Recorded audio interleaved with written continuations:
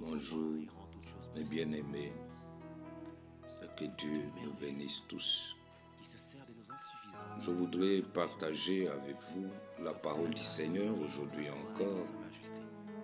La Bible dit clairement que l'homme ne vivra pas de pain seulement, mais aussi de toute parole qui sort de la bouche de l'Éternel. Ce que Dieu dit, c'est ce qui crée la vie dans tous les domaines, dans tous les secteurs de la vie de l'homme, pour que nous puissions réussir, pour que nous puissions avoir du succès, pour que nous puissions avoir la paix, la joie et tant d'autres choses. Il faut que nous soyons attachés à la parole, parce que c'est la parole de Dieu qui a prévu pour nous toutes ces choses-là. Alors ce matin, nous allons parler de quelque chose de très important encore. Nous allons parler de quoi? Entendre la voix du Père amène à la solution de nos problèmes. Si nous savons bien entendre la voix du Père, alors nous aurons la solution à tous nos problèmes. Tous nos problèmes, aucun ne va nous échapper. Nous allons lire la parole de Dieu dans Job. Job chapitre 33. Nous allons lire du verset 14e jusqu'au verset 19e. Job chapitre 33, versets 14 à 19, nous lisons au nom de Jésus-Christ. Dieu parle cependant tantôt d'une manière, tantôt d'une autre, et l'on n'y prend point garde. Verset 15. Il parle par des songes, par des visions nocturnes, quand les hommes sont livrés à un profond sommeil, quand ils sont endormis sur leur couche. Ça, c'est le verset 15e. Verset 16. Alors il leur donne des avertissements et met le sceau à ses instructions. Verset 17. Afin de détourner l'homme du mal et de le préserver de l'orgueil. 18. Afin de garantir son âme de la fosse et sa vie des coups du glaive. Verset 19. Par la douleur aussi, l'homme est repris sur sa couche, quand une lutte continue vient agiter ses os. Amen. Suivez-moi bien. Nous parlons ici de savoir entendre la voix de Dieu. Dieu connaît exactement quand, où et comment vous devez entrer en possession de votre héritage. Mais souvent, nous n'entendons pas nous-mêmes. Beaucoup aujourd'hui sont égarés parce qu'ils croient que pour savoir ce que Dieu leur veut, pour savoir comment ils vont réussir, il faut aller vers les prophètes. Je ne suis pas contre le ministère de prophétie. Ça existe, mais attention. Ne vous rendez pas esclave de qui que ce soit, parce qu'il faut que quelqu'un vous dise, voici ce que Dieu vous veut, voici ce que Dieu dit pour vous. C'est une erreur monumentale. Vraiment une erreur monumentale. Dans Jean, l'évangile de Jean, chapitre 1er, verset 12, la parole de Dieu nous dit que ceux qui ont reçu Christ, il leur a donné le pouvoir de devenir enfants de Dieu. Ceux qui reçoivent Christ en tant que parole dans leur vie. Ceux qui invitent Jésus dans leur vie comme Seigneur et Sauveur personnel. En faisant cet acte-là, de tout son cœur, Jésus entre dans votre vie.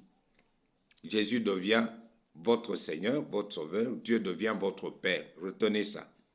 Si quelqu'un reçoit Christ dans sa vie, sincèrement, comme Sauveur et Seigneur, le Saint-Esprit entre en lui, même le Père entre en lui. Dieu, le Créateur de toutes choses, devient le Père de cet homme-là, de cette femme-là, ces jeunes hommes-là, ces jeunes filles-là. Dieu devient le Père et la personne devient son enfant. Et en devenant enfant de Dieu, nous avons droit aux bénédictions du Seigneur. Nous avons droit à la puissance du Seigneur. Nous avons droit au pouvoir du Seigneur. À partir de cet instant-là, nos péchés sont pardonnés, tout ça vous connaissez. Quand quelqu'un reçoit Christ comme Seigneur et Sauveur, tous ses péchés lui sont pardonnés. Il devient enfant de Dieu, Dieu devient son Père. Il y a maintenant une relation de père à fils ou de père à fille qui s'établit. Les choses de Dieu deviennent nos choses à nous. La Bible dit que nous sommes héritier de notre Dieu, qui est notre Père, et co-héritier avec Christ. Alors, je vais vous dire une chose. Lorsque Dieu devient votre Père, mais pourquoi vous ne parlez pas avec lui? Pourquoi quand vous avez des problèmes, vous ne pouvez pas aller vers lui et lui parler? Parce que Dieu parle. Et c'est ça l'objet même de cette exhortation. La parole de Dieu nous dit ici que Dieu nous parle couramment. Il nous parle tantôt d'une manière, tantôt d'une autre, mais l'on n'y prend point garde. À partir d'aujourd'hui, à partir du moment où vous aurez cette vidéo devant vous, sachez que Dieu est votre Père et il vous parle. Que le Saint-Esprit vous aide à avoir une oreille attentive à ce que Dieu vous dira. Et vous verrez que vous allez réussir. Dieu peut vous parler par un songe. Pendant la nuit, vous êtes endormi, Dieu vient et vous parle. Il est vrai que les songes naissent aussi de nos occupations quotidiennes. Mais il y a des songes qui viennent de Dieu, l'Esprit de Dieu vous aidera à les comprendre. Par un songe, Dieu peut vous parler au sujet de ceci ou de cela. Il peut vous donner une orientation quelconque par rapport à ce que vous devez faire. Dieu parle par des songes. Quand vous regardez dans l'histoire de Joseph et Marie, c'était par les songes que Dieu avait parlé à Joseph. Ne crains pas de prendre Marie avec toi, parce que l'enfant qu'elle a conçu là ne vient pas d'un homme, elle ne s'est pas prostituée, mais c'est par la vertu du Saint-Esprit, par les songes. Par le songe, Dieu a averti Joseph et Marie qu'il fallait quitter l'endroit où ils se trouvaient pour aller en Égypte et préserver l'enfant Jésus de la destruction, de la mort qu'Hérode avait prévue contre lui. Par le songe, Dieu parle. Dieu nous parle aussi par des visions. Ça peut être des visions nocturnes, ça peut être des visions diurnes. Vous avez une sorte de film, Dieu vous montre des choses, il vous parle. Il faut y faire attention, parce que c'est aussi une des voies que Dieu utilise pour nous guider, pour notre bien. Dieu peut nous parler également par la douleur. Vous êtes malade, Dieu voudrait vous donner quelque chose, un enseignement, une orientation, à travers la douleur que vous avez dans votre vie.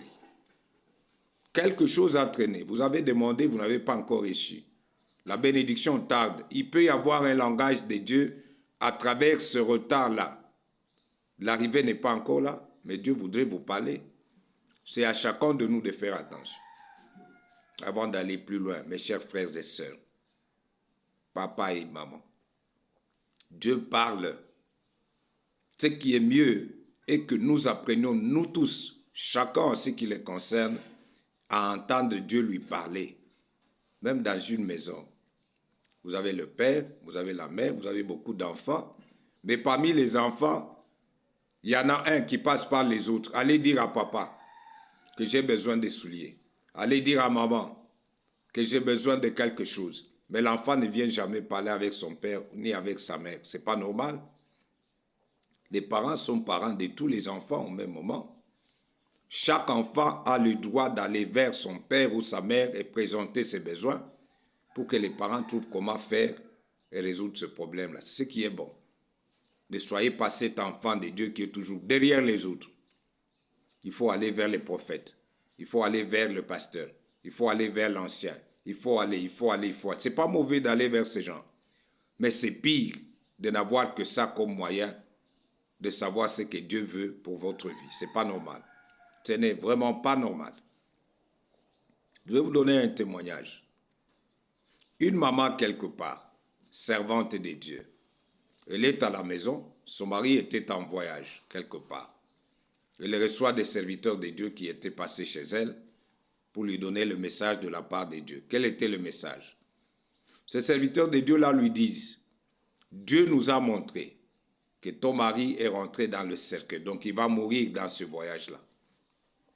Mieux serait que tu te prépares déjà à vivre cette douleur, cet événement-là. La servante de Dieu remercie beaucoup les serviteurs de Dieu. Elle leur dit merci d'être passés chez moi et que Dieu vous bénisse. Ces serviteurs-là sont partis. Mais comme elle se reconnaissait fille de Dieu, elle-même aussi prend du temps dans la prière. Elle dit à son père, papa, dis-moi, est-ce que le message que j'ai reçu là, il est réel? Dieu lui dit, ton mari ne mourra pas. Il va rentrer vivant. Il lui montre même la tenue que le mari allait porter le jour de son retour à la maison. Le jour est arrivé, le mari a pris son train. Il avait voyagé par train. Il est rentré à la maison. Mais avant d'arriver à la maison, lorsqu'il est arrivé à la gare, il a changé la tenue. C'est la même tenue-là que la femme avait vue. Hein. Le mari était dans cette tenue-là. Mais quand il est arrivé à la gare, il a enlevé cette tenue-là dans laquelle il avait voyagé. Il a pris un autre vêtement et il est arrivé à la maison vivant. Et après, c'est la femme qui va lui raconter ce qui lui était arrivé. Que moi, Dieu m'avait montré que tu rentrerais vivant et tu es rentré vivant. Mais seulement, il y a un élément qui n'est pas conforme à ce que Dieu m'avait dit, c'est la tenue. Et la femme a décrit la tenue que Dieu lui avait montrée. Le mari dit, exactement, j'ai voyagé dans cette tenue-là jusqu'au niveau de la gare. C'est là que je me suis changé d'habit pour arriver à la maison. Voilà comment Dieu est fidèle. Vous êtes enfant de Dieu. Dès lors que vous recevez sincèrement Jésus dans votre vie comme Seigneur et Sauveur personnel, vous avez le droit d'aller vers votre Père directement. Parlez avec lui de tout ce que vous voulez, de tout ce que vous avez comme besoin. Vous voulez vous marier, parlez avec le Seigneur, il va vous montrer. Il peut même vous donner des signes sur le mari qui va vous épouser, sur la femme que vous allez épouser. Ou si le mari s'est présenté, que vous voulez avoir la confirmation, vous pouvez aller vers le Seigneur, il vous parlera. Il parle tantôt d'une manière, tantôt d'une autre. Ça peut être par les songes, ça peut être par une vision nocturne ou diurne. Dieu vous montre des images, il vous montre une sorte de vidéo, une sorte de film, et vous avez le message de Dieu. Il va vous parler à travers la douleur, il peut vous parler à travers certaines circonstances. L'Esprit de Dieu vous confirmera que là, c'est le langage de Dieu. Dieu peut vous parler par une voix audible. Un serviteur de Dieu, un missionnaire quelque part, il va en brousse, il entend Dieu l'appeler par une voix audible, tel. Il dit, mais c'est comment? Il met d'abord les fusils par terre, il regarde à gauche, il regarde à droite, il veut avoir la confirmation. Mais qui m'appelle? Qui me parle dans cette bourse ici?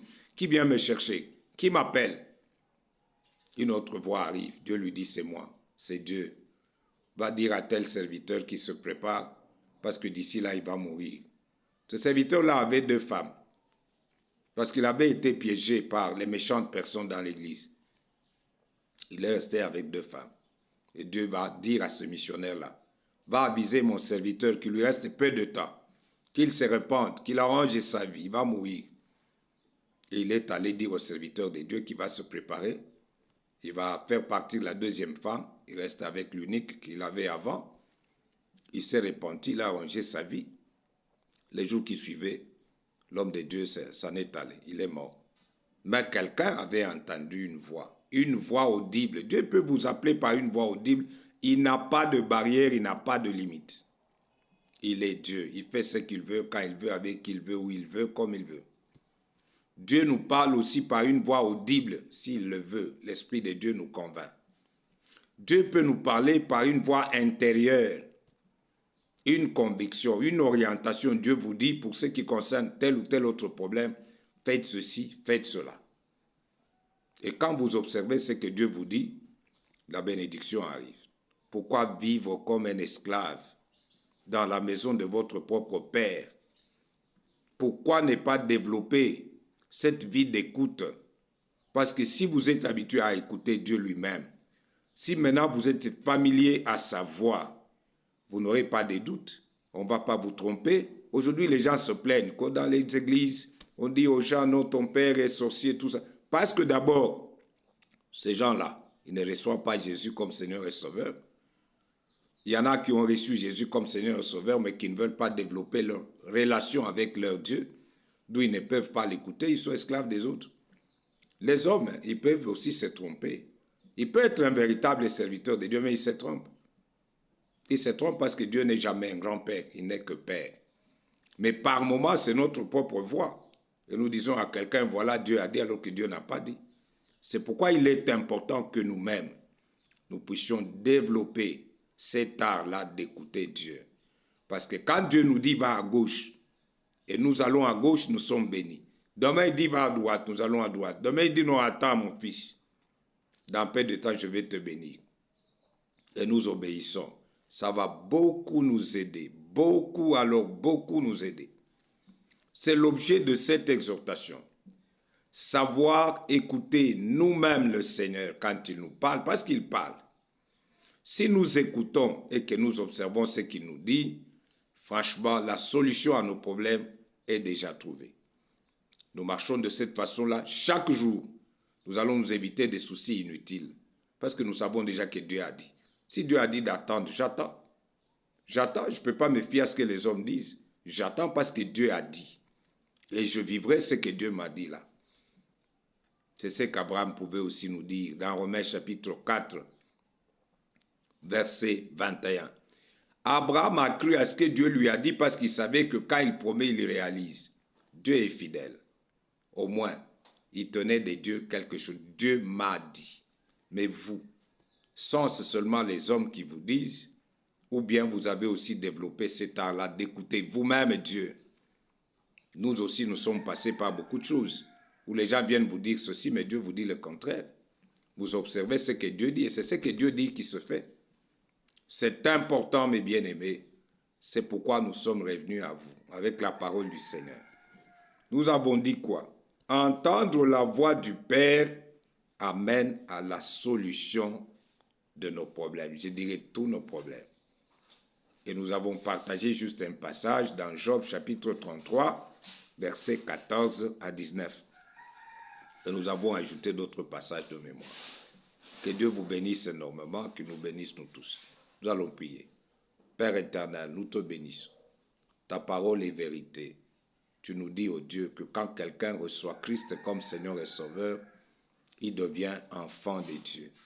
Nous voulons, nous tous, en tant que tes enfants, t'écouter à chaque instant, quand tu nous visites, quand tu nous parles.